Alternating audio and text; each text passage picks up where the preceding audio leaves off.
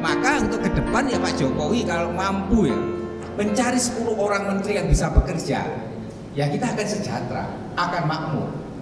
Dan itu dengan demikian dia akan kepilih lagi gitu.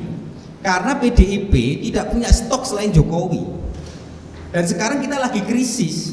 Jadi untuk 5 tahun kembali ya Jokowi masih kuat dan sulit untuk ditandingi. Jadi sebenarnya kalau Jokowi mampu mengganti menteri-menterinya, itu bisa bekerja dengan baik dan cakap, tidak membuat gaduh, dan pertumbuhan kita 5 dikit lah, itu aja akan kepilih lagi karena nggak ada lagi saingannya.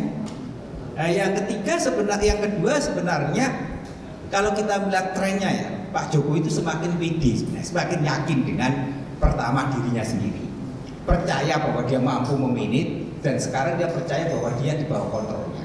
Jadi kita melihat Pak Jokowi tidak akan mengalami situasi ketakutan atau situasi merasa tertekan. Jadi orang bisa kecewa dengan seolah-olah dia menekan. Misalnya ketika PAN menyodorkan 5, dia nggak mau. Dan dia tidak tunduk kepada tiba-tiba pergantian kabinet itu. Jadi dia akhirnya ketika itu mendapatkan tekanan yang kuat, dia bisa mundur 1 langkah dulu. Jadi belum tentu ini perombakan kabinet terjadi, belum tentu. Jadi dia menunggu momen yang pas. Nah, momen yang pas itu menurut saya dia akan mengkombinasikan, orang Jawa itu dalam dunia mistik, rasional itu dan dunia insting. Kombinasi itu maka dia mencari hari yang pas dan tepat. Jadi dia tidak mau didahului oleh siapapun. Maka dia akan mengatakan kedaulatan di tangan saya, bukan di tangan partai atau relawan atau di tangan publik opini, tapi saya yang menentukan. Nah, dalam situasi macam itulah sebenarnya Jokowi mampu keluar dari situasi yang dikatakan oleh Fisher dalam teori disonansi kognitif, situasi ketidaknyamanan. Justru sebenarnya Jokowi mampu keluar dari tekanan publik, tekanan partai politik dan relawan. Lah ini nanti kita lihat banyak ya yang kecewa, tiba-tiba nanti semua nama yang disebut itu tidak ada, kemudian dia menunjukkan nama yang bahkan orang tidak memperhitungkan, tetapi orang itu memang mau bekerja. Jadi nanti semuanya itu partai yang disodorkan partai belum tentu. Mungkin dia pilih orang partai, tapi orang partai itu yang menurut Pak Jokowi dipilih berdasarkan kriterianya dia, bukan lagi ketua partai. Jadi banyak juga partai yang kecewa karena apa? Karena orang itu tidak bisa dikontrol oleh ketua partai. Lah disitulah kita melihat apapun Pak Jokowi akan mempunyai kelebihan dalam arti dia tidak tergantung oleh grouping kelompok kecil yang selama ini mendikte seolah-olah penting, padahal itu tidak penting-penting banget. Lah grouping ini merasa seolah-olah penting, tapi sebenarnya tidak penting. Lah karena Pak Jokowi selalu menyerap informasi dengan cara turun ke bawah. Dia ketemu dengan banyak orang, dia mencari masukan banyak orang, sumbernya tidak satu. Lah inilah keunggulan Pak Jokowi dibanding yang lain. Jadi Pak Jokowi tidak punya lingkaran dalam yang seolah-olah ini yang penting, belum tentu. Jadi banyak orang kecewa dengan seolah-olah dia merasa dekat dengan Pak Jokowi dan merasa yakin dipilih, akhirnya tidak. Itu banyak yang kecewa, itu masih kan tahu lah kecewa siapa itu. Jadi sebenarnya kalau melihat seperti ini, nanti banyak orang menjadi kecewa karena tiba-tiba ada figur baru yang sama sekali tidak diperhitungkan, tapi dia Pak Jokowi bisa bekerja. Maka sebenarnya kita harus hati-hati melihat ini karena apa? Karena Pak Jokowi selalu membuat kejutan-kejutan, dan kejutan-kejutan itu yang akan terjadi dalam perlombaan ini. Tapi mungkin bukan hari-hari ini. Jadi kita tunggu dulu, apakah setelah Munas Golkar selesai, atau tiba-tiba Pak Jokowi punya insting yang lain, malam ini bisa juga terjadi. Jangan dikira tiba-tiba malam ini tiba-tiba ada pengumuman kabinet. Tergantung insting dan rasional dia melihat bahwa dia tidak ingin didikte. Dia ingin menunjukkan bahwa dia tidak didikte. Dari situasi sekarang ada status quo, situasi yang tidak bisa dipredik, situasi yang tidak bisa ditentukan. Hanya yang tahu Pak Jokowi dan Tuhan saja yang tahu. Saya mungkin agak berbeda dengan Bapak ya, karena mungkin generasinya juga berbeda dan nasibnya juga berbeda, Pak. Saya adalah bagian dari nasibnya yang tidak baik di masa baru. Jadi gini Pak, persoalan dream team itu terus terang ya, Di era Soeharto itu selalu dikatakan yang namanya anggota kabinet itu super, keren, dream team. Memilihnya itu udah dipantau oleh Presiden Soeharto dari 3 tahun bahkan 5 tahun sebelumnya, ya, dipantau oleh BIN, Bais dan sebagainya, ya, termasuk menteri-menteri ekonominya. But the reality is, Pak, ya, di era Soeharto, apakah masyarakat itu memiliki kebebasan untuk bertertawa? Apakah masyarakat pada saat itu mempunyai kebebasan untuk bicara, berorganisasi, media memiliki kebebasan yang disebut dengan freedom of the press, ya? Apakah kita kemudian juga memiliki freedom of religion pada saat itu? Jawaban saya enggak. Yang terjadi itu the politics of fear lebih banyak dijalankan oleh pemerintahan Orde Baru, ya. Bapak benar, masa Soeharto produksi minyak 5 kali lipat. Pertanyaan saya, apa yang kita dapatkan dengan oil boom ketika perang Teluk, baik perang Teluk 1, perang Teluk 2? Nasi, ya. Kenapa demikian, ya? Kalau benar pemerintahan Soeharto itu benar-benar baik mengelola kekayaan alam kita, itu minyak itu Pak nggak habis selama 30 tahun pemerintahan Orde Baru, Pak. Yang terjadi itu justru adalah akumulasi modal, ya. Mana uang hasil yang Bapak bilang minyak produksinya 5 kali lipat? Nggak ada, ya.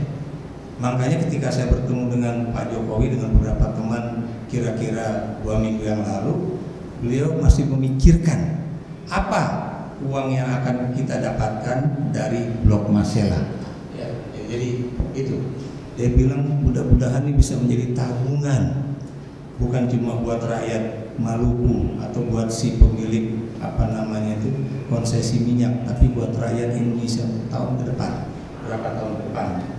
Jadi itu Bapak lihat, ya, itu Bapak lihat apakah menteri-menteri ekonominya itu KW 2 atau KW 3? Enggak, Pak, ya. Wijoyo Nitisastro, ya. Kemudian Bapak sebutlah termasuk Emil Salim, termasuk pokoknya masuknya guru-guru besar ekonomi fakultas ekonomi UI. Wah, hebat, ya. Lulusan, sebagian besar lulusan Berkeley, sebagian lagi lulusan Belanda, hebat. Tapi apa jadinya mereka? Kalau Bapak baca bukunya ekonomi apa itu? Hitman, ya kan? Bagaimana mereka kemudian menjadi komprador asing?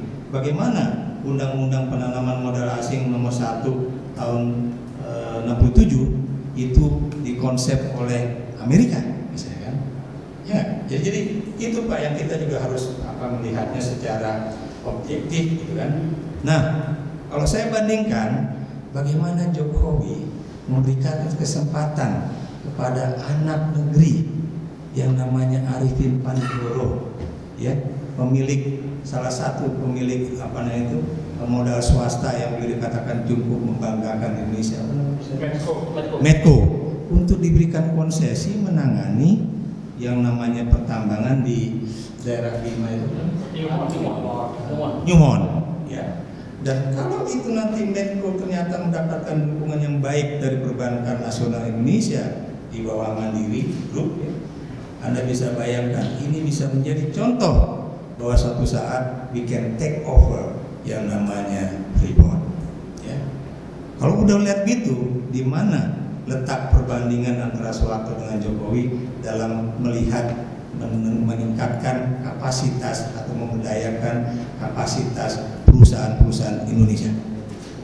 Benar? Bagaimana Presiden sekarang juga mendukung mau Medco kayak Pertamina kayak bisa kemudian mendapatkan ladang-ladang minyak di wilayah Kazakhstan dan lain-lain. Apa yang ingin saya katakan di sini, ya, terus terang, mengapa kita kalah dengan Petronas, ya? Padahal Anda tahu, ya, sebagian dari orang-orang di Petronas itu middle manajernya itu juga orang-orang Indonesia. Tapi kan Petronas disupport habis-habisan oleh pemerintah Malaysia. Nah, itu yang kemudian kita juga nggak mau kalah. Itu Pak, kalau memang Pak Harto itu benar-benar melaksanakan otoritasnya secara baik, Indonesia itu bukan main Pak kekayaan alamnya Pak, ya. tabungan kita mungkin beberapa triliun rupiah ya, atau mungkin dalam dolarnya itu berapa miliar dolar. Tapi apa yang kemudian kita rasakan? Ya, jadi itu Pak ya. Jadi saya agak berbeda dengan Bapak, walaupun saya setuju ya bahwa memang diubahnya multi partai menjadi 3 partai itu menjadi suatu cara yang terbaik ya. Tapi ada satu perbedaan bahwa Pak Harto itu melakukannya dengan cara represif, dipaksakan. Nah, saya berharap kalau nanti kita di sini harusnya undang-undang kepartean, undang-undang pemilihan umum itu harus konsisten Pak. Konsisten itu kalau sebuah partai politik memang tidak mampu mencapai ambang batas untuk bisa tetap berada di parlemen atau suaranya tidak bisa kemudian menjadikan dia untuk tetap hidup ya, buat saya ya harus kemudian dilikuidasi atau merger.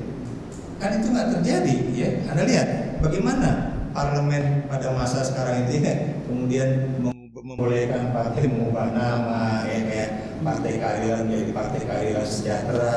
Waktu itu Partai Bulan Bintang bersiap-siap untuk menjadi Partai Bintang Bulan dan sebagainya. Itu yang harus kita ubah. Tapi saya tidak sepakat dengan Bapak pun mengatakan bahwa partailah yang kemudian merusak sistem politik Indonesia. Sebab kalau kita terus-menerus mengatakan begitu Pak ya, itu nggak beda kita dengan pandangan-pandangan Orde Baru pada masa lalu ya, yang melihat partai itu adalah sebagai sopo guru kerusakan politik di tanah air kita. Kita harus membantu Pak partai-partai politik itu. Saya mengatakan misalnya sama teman-teman ya, kasus Ahok dengan teman Ahok itu adalah jeweran politik terhadap partai politik untuk melakukan rekrutmen politik, kaderisasi politik, sosialisasi politik, pendidikan politik yang benar-benar mereka lakukan secara baik. Sekarang enggak. Itu harus dipaksa. Kalau enggak, Anda lihat ya, rekrutmen politiknya itu jangan disalahkan, kemudian yang dipilih oleh partai-partai politik untuk duduk di parlemen itu adalah orang yang kesohor seperti artis, orang yang punya duit seperti para pengusaha, atau orang aktivis yang berani muncul di TV dengan batu ataupun batu kerikil untuk melempar polisi ya, itu yang kemudian dijadikan sebagai aktivis-aktivis yang kemudian menjadi aktivis partai dan sebagainya. Kalau itu menjadi semakin seperti itu, kacau negeri ini. Jadi itu Pak ya. Jadi saya melihat bahwa perusahaan ya di era reformasi yang baru berapa nih? 19 tahun ya. 19 tahun itu ya, buat saya Republik Indonesia itu bisa menyelesaikan konflik-konflik politiknya dengan cara-cara yang bermartabat. Penyelesaian Aceh itu sangat bermartabat Pak, dilakukan oleh Pak JK ya. Jadi kalau kita lihat kasus Poso, kasus Maluku ya, kemudian sekarang juga masih kasus Papua ya, walaupun memang kita selalu menyoroti bagaimana supaya keinginan Jokowi itu bukan cuma membangun infrastruktur di tanah Papua, tapi menjadikan orang Papua itu benar-benar memiliki rasa nasionalisme Indonesia ya, diperlakukan sebagai anak bangsa yang secara adil ya. Itu buat saya itu masih menjadi tantangan kita. Saya pikir itu jawaban saya buat Bapak ya. Kita bisa lihatlah dari angka-angka statistik ekonomi ya. Dan maaf kata, kenapa tadi saya katakan 5 tahun pertama dan 5 tahun kedua ya, kalau misalnya Jokowi ternyata konsisten dengan nawacitanya, 10 tahun pemerintahan Jokowi itu bisa mengalahkan 42 tahun pemerintahan Indonesia di bawah dua orang pemimpin militer, atau ditambah dengan pemimpin sipil yang lain termasuk Soekarno, Gus Dur, Megawati, kemudian SBY dan kemudian juga Habibie dan sebagainya ya. Karena buat saya itulah impian saya kalau memang itu terjadi ya, dan dia konsisten dengan kebijakannya, bukan mustahil Indonesia bisa berubah. Bapak lihatlah ya, dulu diagung-agungkan kan bahwa zaman Soeharto itu ada yang namanya SDI Press ya. Bapak tahu akibat dari SDI Press itu? Mati sekolah-sekolah Katolik yang dibangun oleh persekolahan Katolik atau misi yang ada di tanah Papua. Apa akibatnya? kualitas menurun, anak-anak kemudian juga ditinggalkan oleh guru-guru SD Impres itu, dan akhirnya pendidikan kita di perbatasan Indonesia Papua Nugini itu kemudian turun tajam menjadi lebih rendah dibandingkan dengan yang ada di wilayah Papua Nugini. Jadi saya kebetulan menjadi orang yang belajar tentang Papua secara intensif. Jadi kita harus lihat situ Pak ya. Dan sampai detik ini Pak, yang namanya politik ketakutan itu masih terkam. Bukan cuma anak-anak segenerasi saya, tapi juga anak-anak kecil di Aceh ya. Kalau saya tanya misalnya tentang bagaimana menurut Anda kalau ada orang misalnya mencuri atau korupsi atau melakukan plagiarisme ya, itu jawaban mereka pasti tidak ada yang berani mengatakan saya akan lapor, saya akan begini, saya akan gitu. Kenapa mereka tidak mau melakukan itu? Karena tadi saya katakan ketakutan untuk bicara apa yang sebenarnya mereka pikirkan. Jadi itu ya Pak ya. Jadi saya melihat bahwa buat saya sih situasi sekarang jauh lebih baik dibandingkan yang dulu ya. Mudah-mudahan nanti ekonomi kita juga makin bagus juga ya. Kalau Bapak lihat pertumbuhan ekonomi Indonesia zaman Soeharto berapa? 7-10%.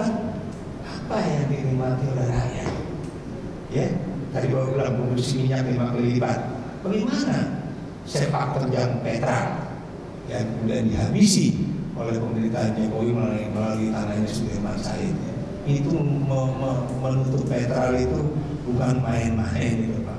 Sama juga Ahok itu menutup Kalijodo itu bukan sesuatu yang main-main. Kalau dia tidak mendapatkan dukungan dari semua pihak termasuk TNI Polri, nggak akan berhasil.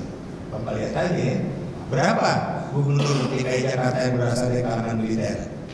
Berapa kali mereka mencoba untuk menghapuskan Kalijodo, nggak pernah berhasil Pak. Ya. Tapi dengan keteguhan seorang pemimpin seperti Ahok dan didukung oleh Panglima Kostrat, oleh Pangdam Jaya, oleh Kapolda, jalan. Jadi buat saya itu kalau kita punya niat baik, didukungnya semua pihak, jalan. Buat Bu Herwi, ya, mungkin kalau Anda lihat pada masa sebelum Pilpres 2014 banyak komentar-komentar saya negatif tentang Prabowo Subianto. Tapi kalau Bapak bandingkan dengan komentar saya pasca Pilpres akan beda. Ya, buat saya yang namanya Prabowo Subianto itu adalah seorang gentleman. Ya, buat saya dia juga adalah orang yang bisa menerima kekalahan secara legowo. Dan untungnya Jokowi juga tidak melakukan yang seperti selalu dikatakan oleh Pak Harto, menang tompo nasurake. Ya, jadi saya lihatnya begitu. Ketika Pak Prabowo didatangi oleh Jokowi dan kemudian bersedia hadir ketika pelantikan atau sumpah jabatan presiden wakil presiden, Bapak kalau nggak percaya saya menangis. Kenapa menangis? Karena buat saya itu adalah seorang gentleman. Saya menangis haru. Ya. Dan Anda lihat ya, itu 2 kali saya mengucapkan hal yang sama supaya Megawati itu mau melakukan pidato kekalahan dan menerima kekalahan dari SBY. Tidak pernah dilakukan. Itu kita sudah mencoba berbagai kali uji Pak. Akhirnya Pak Prabowo memutuskan sendiri di DPP Brawijaya untuk ucapkan selamat. Iya, pokoknya buat saya he is a gentleman. Ya. Dan saya juga tahu bahwa beliau adalah orang yang paling mungkin pendukung nomor wahid dari Joko Widodo. Serius, I'm serious, ya, I'm not kidding. Apa yang Anda katakan bahwa partai-partai di KMP after ya setelah keributan mengenai siapa mendapatkan apa dan di mana posisinya mengenai posisi di MPR DPR, tapi saya lihat ya kalau perhatikan itu memang partai-partai yang di KMP yang lebih banyak mendukung Jokowi ketimbang partainya Jokowi sendiri yang bernama PDIP. Anda lihat pernyataan saya termasuk ketika persoalan BG itu muncul. Jadi saya melihatnya bahwa Prabowo itu adalah satu contoh ya buat saya tokoh politik yang dikatakan cukup konsisten dengan persoalan bagaimana kita harus menerima kekalahan dan bagaimana kita harus membangun bangsa untuk bangsa Indonesia bersama-sama tanpa melihat apa namanya itu orang itu pernah mengalahkan saya dan sebagainya. Bagaimana lihat bagaimana kalau mereka bermain joke ya antara Jokowi dengan Prabowo yang misalnya Pak Prabowo Anda juga bisa maju lagi nanti nantang saya 2019, Prabowo ketawa dengan terbahak-bahak ya, menunjukkan lepas pikiran-pikiran yang disebut dengan hard feeling dan sebagainya. Saya pikir itu ya, mudah-mudahan contoh itu akan menular ke politisi yang lain juga ya. Saya setuju dengan Pak Ikrar, apa yang dilakukan oleh pemerintahan sekarang hanya dalam waktu 1-2 tahun ternyata kurang lebih sudah melampaui apa yang dilakukan oleh pemerintahan sebelumnya. Untuk Pak Helvi ya saya kira yang pertama memang Gerindra makin membaik ya, itu faktual.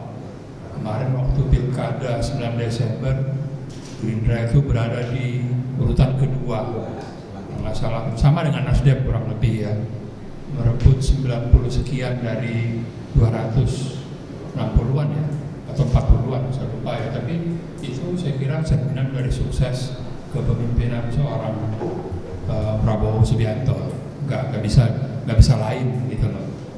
Dan saya kira harus sedikit waspada dengan pilgub ya yang mendatang ya, karena Gerindra sudah 2 kali agak sedikit kontroversial. Pertama Sanusi, yang kedua kok menerima calon dari partai lain ya, Pak Yusril. 3 berarti, yang kedua itu Pak Sandi Uno ya, Panama Papers. Jadi mungkin saya ingin menutup jawaban dengan hal yang cukup ringan. Pertanyaan Pak Helvi tadi tentang ancaman Jokowi merasa terancam dalam soal rencana perombakan kabinet. Saya malah memandangnya dia kurang serius. Jadi mungkin agak dinamika ya. Apa sih? Nggak penting-penting amat.